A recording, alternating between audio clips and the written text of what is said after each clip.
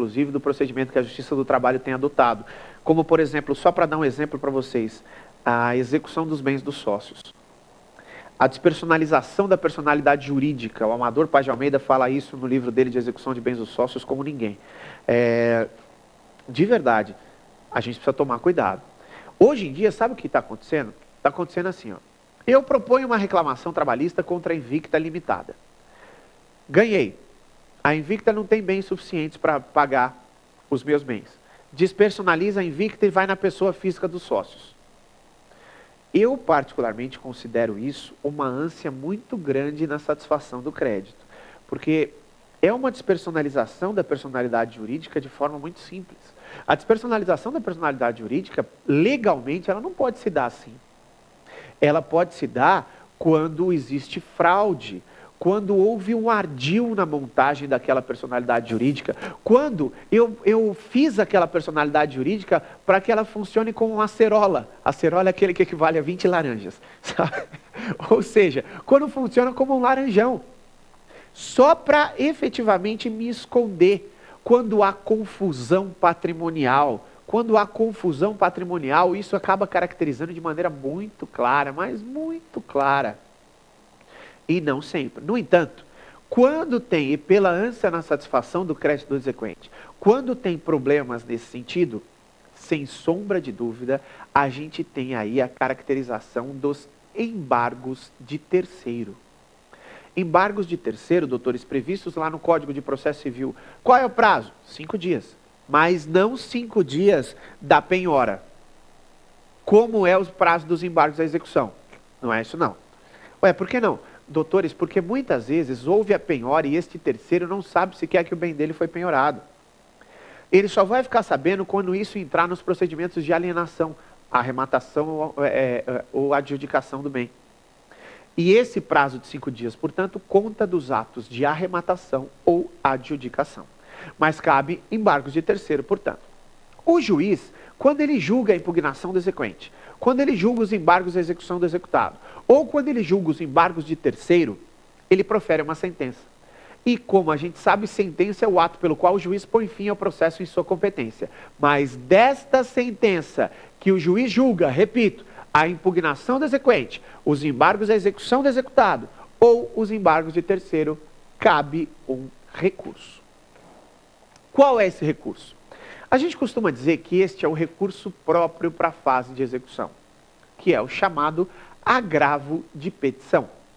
O agravo de petição, doutores, está regulado pelo artigo 897, a linha A da CLT. A linha A, cuidado, porque o artigo 897, letra A, traz embargos de declaração. Então é a linha Azinho minúsculo mesmo. A linha A, 897, a linha A da CLT traz o agravo de petição. E neste agravo de petição, você deve delimitar a matéria controvertida e também a matéria incontroversa. Para quê? Ora, para que o exequente já possa levantar aquilo que não tem contestação. O agravo de petição é recebido pela Vara do Trabalho no prazo de 8 dias, em regra no efeito devolutivo, encaminhado ao Tribunal Regional do Trabalho, para que o Tribunal Regional do Trabalho julgue este recurso. Costumo, para efeitos comparativos, tratar que o agravo de petição é o recurso ordinário da fase de execução. Ora, por quê? Doutores, porque na fase de conhecimento da decisão final da Vara do Trabalho, cabe recurso ordinário para o TRT julgar, não é? Na fase de execução da decisão final da Vara do Trabalho, cabe agravo de petição para o TRT julgar. Então, ele é o meu RO da fase de execução. Depois de tudo isso, entramos ainda nos procedimentos de alienação dos bens. Quais são os procedimentos de alienação? Ué, nós temos 3. Espera aí, André, para que os procedimentos de alienação? Botar o dinheiro no bolso. Não adianta nada eu ganhar R$1 milhão se eu não puder pôr esse dinheiro no bolso. Os procedimentos de alienação são 3.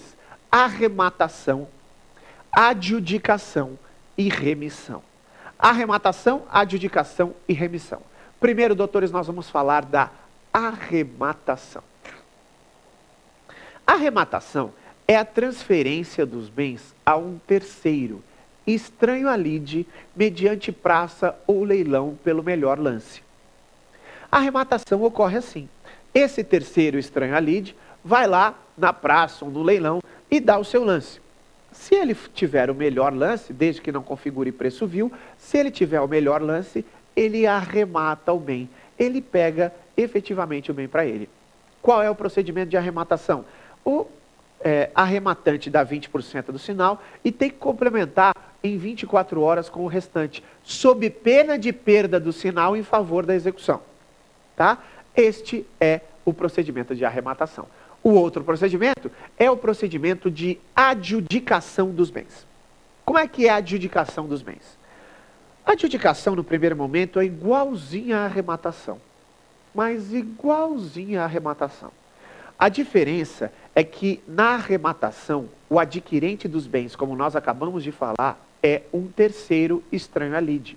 E na adjudicação, o adquirente dos bens é o próprio credor, o exequente da execução. Doutores, sabe quando o exequente está esperando sair o dinheirinho dele para comprar um carrinho dele? E aí penhora o carro do patrão. E ele chega lá no patrão, dá uma olhada e fala, pô, rapaz, esse carro tá bom. Eu vou esperar sair esse dinheiro para comprar um carro, aí eu já fico com esse carro para mim. Eu então vou adjudicar o bem. Eu vou pegar este bem para mim. Eu vou adjudicar. Eu pego esse bem para mim. A adjudicação pode ser feita a qualquer tempo, desde que antes da arrematação. Por último, nós temos a remissão.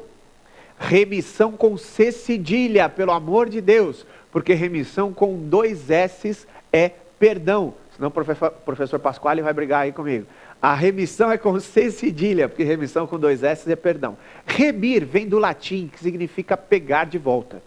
Portanto, a remissão ocorre quando o próprio devedor, cuidado, o próprio devedor, pagando o total da dívida, pega o bem de volta. O próprio devedor, pagando o total da dívida, pega o bem de volta. Espera aí, André, como assim pagando o total da dívida? Não é o pagando o valor do bem? Eu devo lá a execução caracterizada em 100 mil reais. Penhorou meu carro que vale 50 mil reais. Para eu remir o meu carro, eu não pago o valor do carro, eu tenho que pagar o valor da dívida, eu tenho que pagar 100 mil e não 50.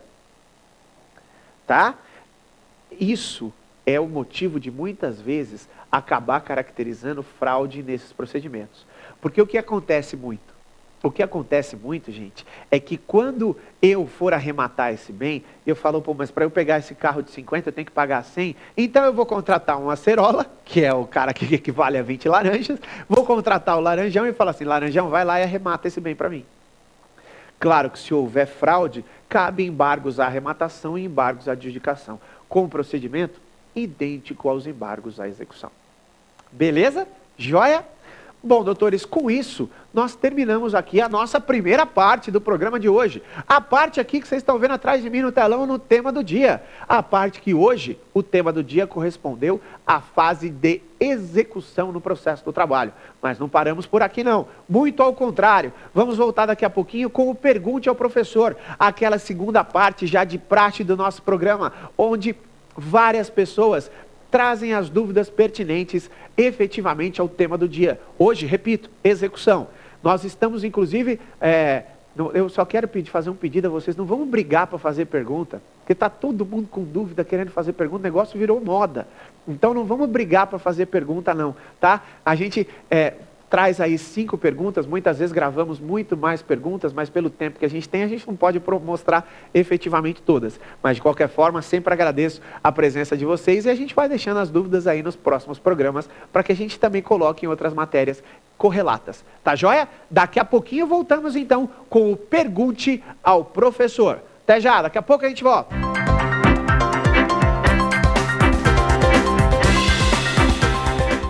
Tá todo mundo falando, professor André, você está falando que a parte mais importante do programa é essa. Não é que é a parte mais importante, é que na verdade, gente, esse Pergunte ao Professor, é óbvio, ele acaba não sendo a parte mais importante porque ele é uma parte acessória.